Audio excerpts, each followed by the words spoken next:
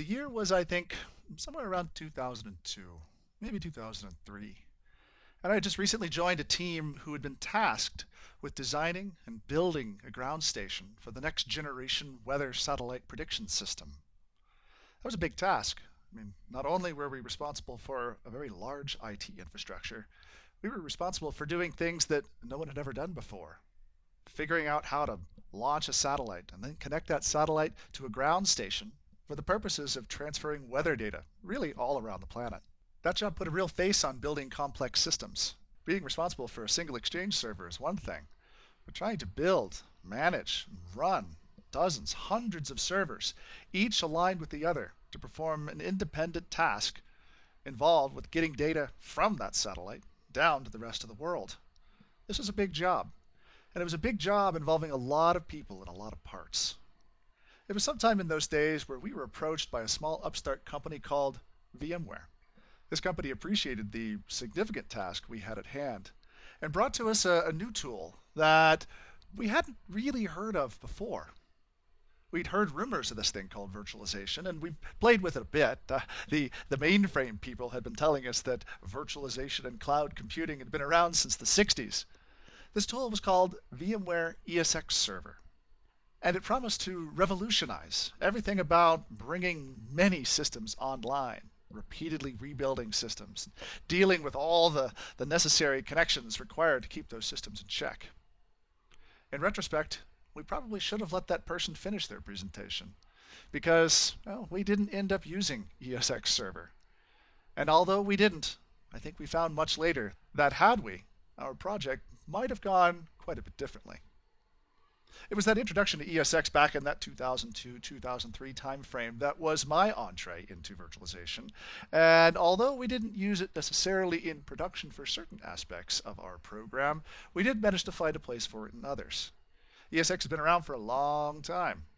And in that, 10 years or more since that period of time, we've seen that small upstart company VMware get bought by EMC, release product after product, and now today is recognized as one of the leaders in virtualization products, as well as those that extend virtualization into the cloud. Today, with a vSphere infrastructure in place, there's not much you really can't do as it relates to your data center and your IT operations. Perhaps the hardest part is just simply figuring out how to implement it, how to manage it, and how best to design your vSphere infrastructure so that you can accomplish those miraculous things. My name is Greg Shields, and I've had an opportunity to work with CBT Nuggets for a really long period of time now, I think going on 9 years or more.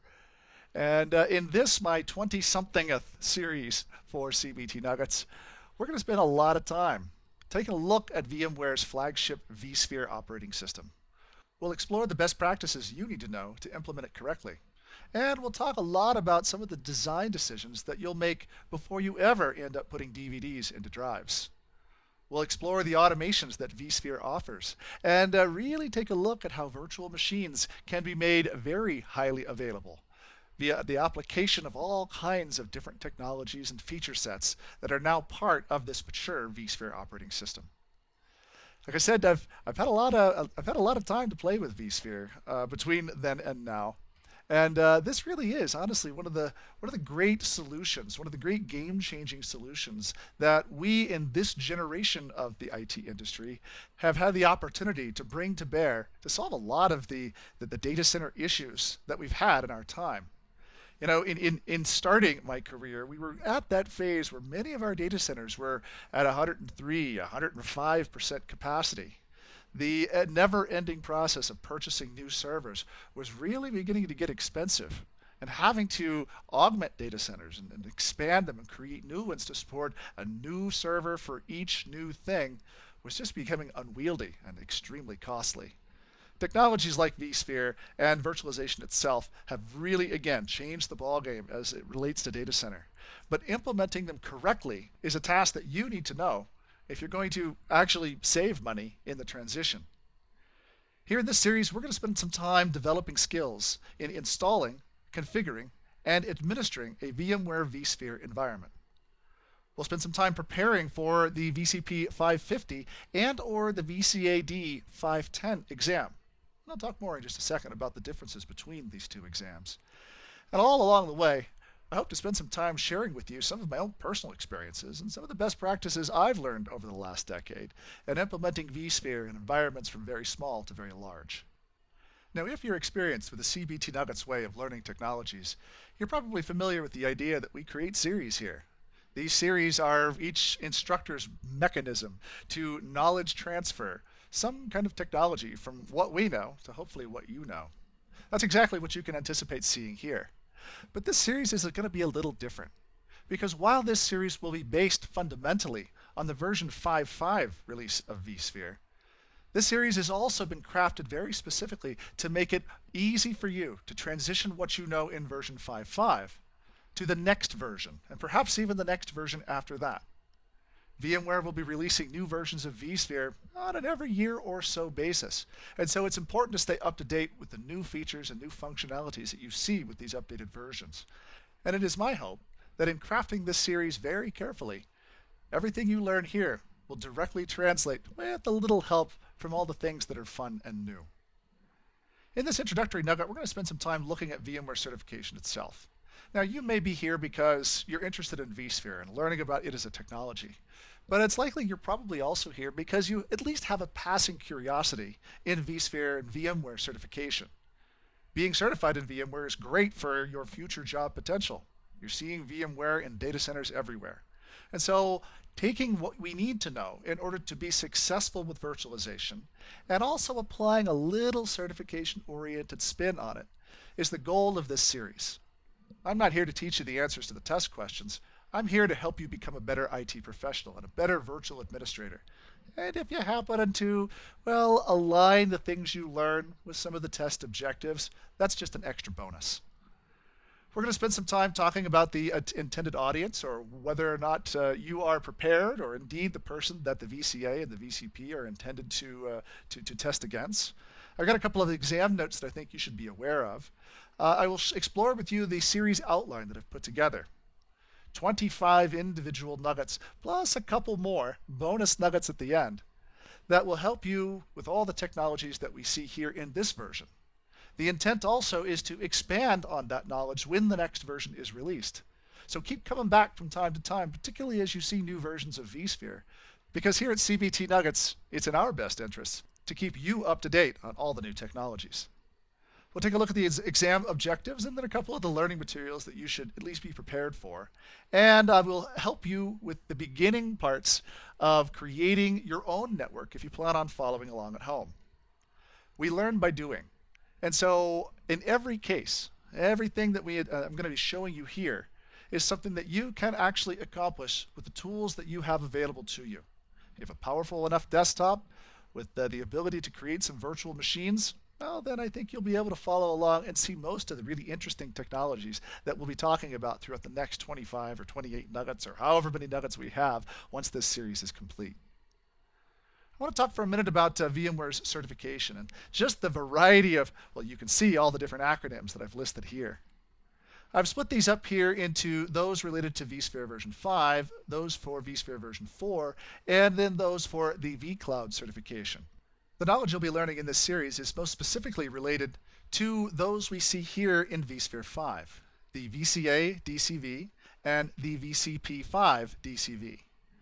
These are the VMware Certified Associate and the VMware Certified Professional in Data Center Virtualization.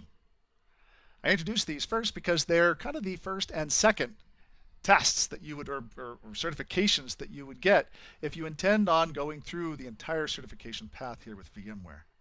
The VCA is an introductory sort of certification designed if you're familiar with VMware technologies, and proves that you're aware of the technologies, how they interrelate, and some of the basic introductory concepts surrounding enterprise virtualization.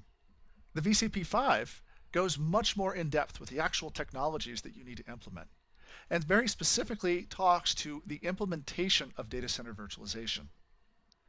Once you take the VCA and or VCP5, then the next step is either the VCAP, the advanced test, the vCenter Advanced Professional, in either data center administration or data center design. Now, these are very different exams for two very different types of people. The data center administration exam is perhaps the most direct second step from the VCP5 DCV. So if you think of yourself as more of a hands-on, actually going and doing configurations type of administrator, well, perhaps the DCA is your next best bet. If, however, design activities and boxes on paper and making sure that everything interconnects from a high level perspective and keeping all the teams appropriately interconnected and integrated is your cup of tea, well, the VCAP 5 DCD, the design exam, is one that you probably want to take a look at. The capstone exam here, or certification here, is the VCDX 5 DCV. VCDX stands for the VMware Certified Design Expert in Data Center Virtualization. This is the VMware equivalent to Cisco's CCIE exam. There aren't many people that are VCDX certified, and this is a tough exam that requires deep knowledge and strong experience in VMware technologies and components. The VCDX can even include a practicum where you actually show that you know what you're talking about. And so the VCDX is not for the faint of heart. But it does provide that top level certification if you want to prove yourself as being one of the most skilled and experienced individuals as it relates to VMware technologies. You can see here with the VCP4, if you're running on vSphere version 4, these certifications map fairly closely to what you see here in vSphere 5. And so I put these here mainly to show that there has been a forward progression of certifications from version to version. VMware these days is focusing their attentions not only on data center virtualization, but also on cloud technologies. And so a new series of certifications, the VCA and VCP Cloud Certs, that focus on VMware's vCloud technologies and platforms are also available. With that, you can go from the VCA to the VCP, then to either of the VCAPs, the VMware Certified Advanced Professional in Data Center in Cloud Infrastructure Design or Cloud Infrastructure Administration, and then cap things off with the VCDX Cloud. VMware's vCloud certifications are by no means intended to be the next step past the vSphere certifications. They just test a different set of technologies. And so you may find yourself moving in one direction or also moving in another. Now, having looked at these certifications and all the kind of crazy acronyms that I've got listed here, you might be thinking, am I the right person to actually take this exam? Am I the intended audience for either the VCP or the VCA? Well, candidates for the VCP exam, the more technology-oriented exam, have approximately 6 months of experience working with the vSphere implementation. These are your typical infrastructure personnel. They're people that install and configure ESXi hosts. They're used to using vCenter Server to monitor, manage, troubleshoot, and administer virtual machines. So if this describes you, you might be the right person to consider taking that VCP. Also, a VCP is someone who most likely will have additional industry-related general IT certifications or an equivalent 2 to 5 year experience. So if you've got some Microsoft certs or even some Cisco certs or other ones that are out there that relate to data center administration, these are a great starting point for helping you know the technologies or proving that you know the technologies that get you started with virtualization. Now, the VCA, as I said, is not directly think of it more of as an introductory exam or a certification that's designed for people that aren't exactly clicking the buttons, but that are working with those that are. Candidates for VCA are familiar with VMware products and technologies, and very specifically the business needs that can be met by those technologies. You may have a number of different job roles that interact with data center virtualization technologies. So you may be managing those people. You may be helping sell products. You may be designing products. You may be just involved with the process in some way. Successful candidates will have worked with VMware vSphere, should be knowledgeable of the other VMware solutions where vSphere serves as a foundation.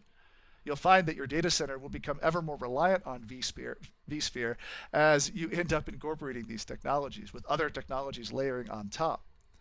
And a VCA candidate should have related industry-recognized general IT certs or equivalent experience of 1 to 2 years. So the VCA, great starting point. Also great if you don't intend on getting as deep as the individuals that would take the VCP intend on getting with their technologies. Now again, while this series is not directly about exam preparation, we are going to spend some time talking about how these different things you need to know interrelate with the types of objectives that the exams test against.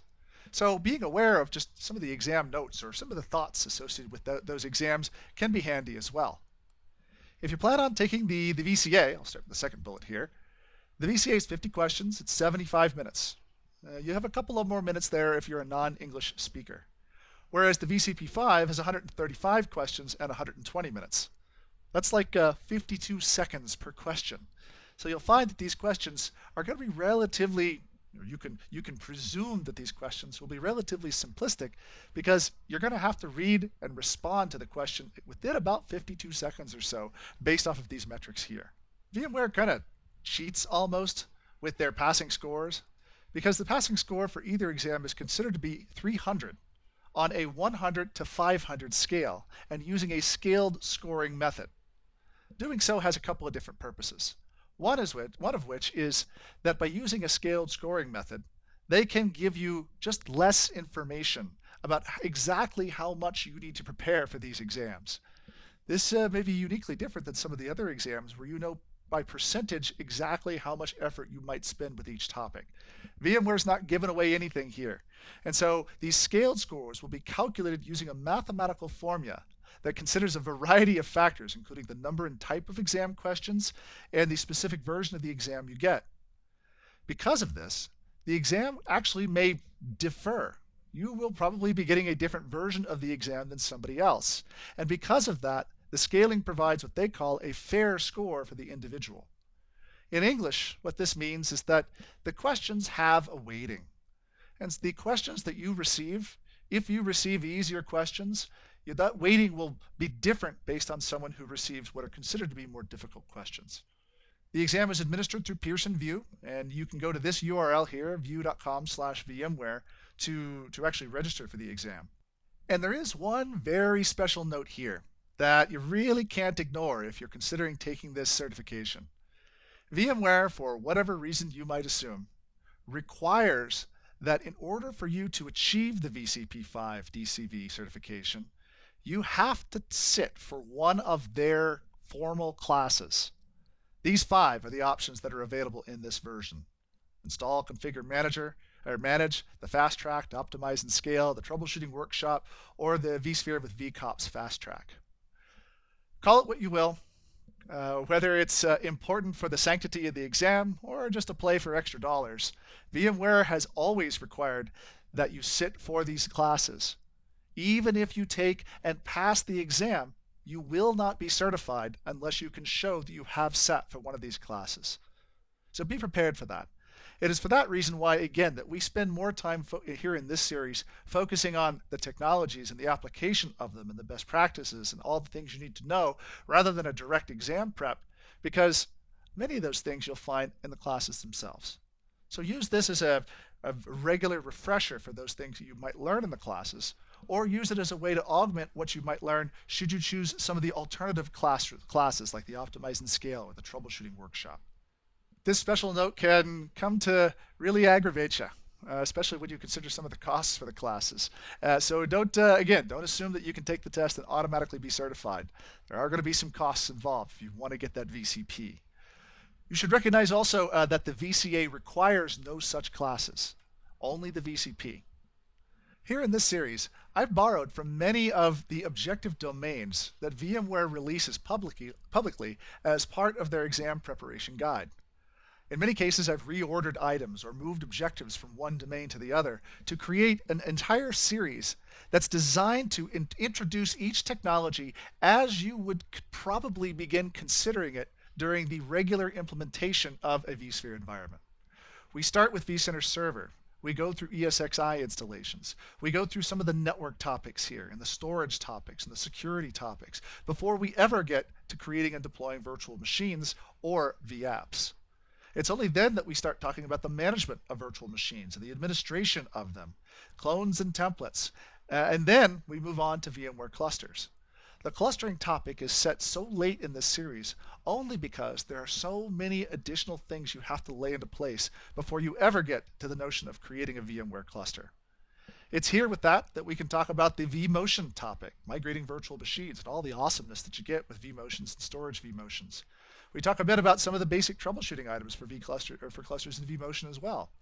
Then we move on to resources, and then an extended view at all of the different high availability options that exist here in vSphere version 5.5. We continue through the variety of options from the least invasive and least expensive from a resource and cost perspective, all the way through the most invasive and most costly. So these are things like resource pools, fault tolerance, backing up virtual machines, migrating virtual machines, and all the different topics in between. You'll learn about HA and DRS. You'll learn about FT. You'll learn about vSphere backups and all the things that are required to make sure that your data center is always operational. We'll then move into a couple of topics on just maintenance, patching and updating, and performing upgrades of your servers, your hypervisor infrastructure, and your vServer infrastructure, and conclude with a look at some of the monitoring and performance and capacity management tools that exist here in the interface. There are a lot of ways that you can manage performance in vSphere. Some of them are easy, some of them are hard. The ones that are easy are usually a little bit more expensive than the ones that are hard. But we'll talk about all of them here in this series.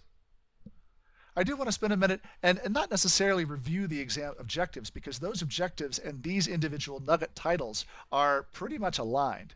But what I want to do is take a minute to just point you in the direction of perhaps the most important document you can take a look at in not only studying for the exam, but also in preparing yourself for the types of things you can anticipate seeing here in this series.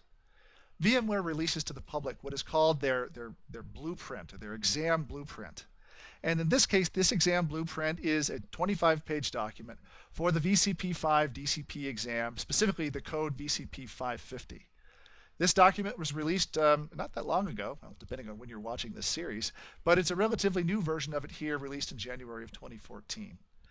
I tell you that this is an excellent document for you to review, and perhaps arguably one of the best ones to start with, because it is this blueprint where you will find all the content that relates to the individual exam objectives and the knowledge that you need to be prepared for to meet each objective. For each of those pieces, there is also references to the VMware documentation and other locations where you can find further information and the graphic, gory details about everything that we're talking about in this series and that you need to prepare for that exam. I also point this out because this series is by no means intended to be comprehensive for all the different things and possible questions you can get asked on this exam. By no means do I want to say that you can watch all the videos of this series and immediately be prepared to take and pass that exam. No, that's not the job of this. Here, our job is to help you understand the technologies, to get familiar with them, and to have the opportunity to see these technologies being laid into place without you having to go through the effort yourself in implementing them. Sometimes building the demos for these series takes a really long period of time before the camera ever gets turned on. And so being able to very quickly understand what we're talking about and see it in action is the reason why we've created these series. Now that said, being able to accomplish this on your own is an important part of the learning process. And so everything, as I said, that we're going to be accomplishing here is something that you can, with the right hardware and software licenses, be able to do on your own at home. We will be using a technique called nested virtualization to create this entire environment. Your workstation, your desktop, if you intend on following along at home, should be installed with a copy of VMware Workstation, whatever the latest version is. Inside that copy of VMware Workstation, you'll find that we'll be creating a variety of virtual machines, potentially a domain controller if there's not one already on your network, a vCenter server, and at least for me, I'll be creating 3 different ESXi hosts, 1, 2, and 3. These hypervisor hosts provide the basis for everything that we'll be accomplishing inside the interface. They'll work with the vCenter server here, and the vCenter server will handle the management tasks for telling them to accomplish things.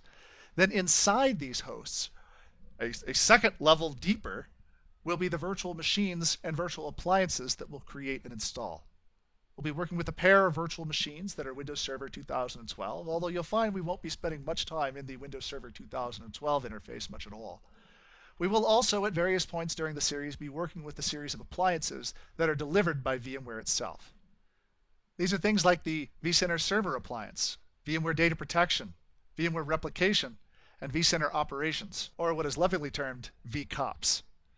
These you'll be able to download from VMware's website generally. There tends to be an evaluation program where you can get enough licenses to be able to run these things for a short period of time just to see how they work. One important recommendation here when you create the one or more desktops that you'll use to host VMware Workstation, consider implementing SSD disks as the disks where all of these things are stored onto. Anytime you're involved with nested virtualization or virtual machines inside of virtual machines, the deeper level virtual machines, kind of like that movie Inception, the deeper level virtual machines tend to perform poorly if they don't have a large amount of resources that are very fast. And SSD disks on those desktops tends to provide some of the best performance boosts of really any kind of hardware that you can apply to your workstation environment. Now, the environment I'm using here it has two of these desktops that I've implemented. Each desktop has a terabyte or excuse me, half a terabyte SSD and 32 gigs of RAM. This RAM is necessary because of all the simultaneously running virtual machines that we'll have. I don't think I used the whole 64 gigs throughout the period, but I'm definitely using at least about 32 gigs, at least as we get towards the later periods of this series. So get yourself some good hardware, because following along with the good hardware will definitely mean you're not pulling your hair out as things start to slow down with more virtual machines operating simultaneously. So with that, looking forward to spending the next 20 something nuggets or however many nuggets together with you, learning about vSphere, sharing some of our experiences, laughing a little, loving a little, spending the time to come to understand everything we need to know to be a successful virtual administrator in a vSphere world. Most importantly, we're going to have a lot of fun. My name is Greg Shields, and I hope this has been informative for you, and I'd like to thank you for viewing.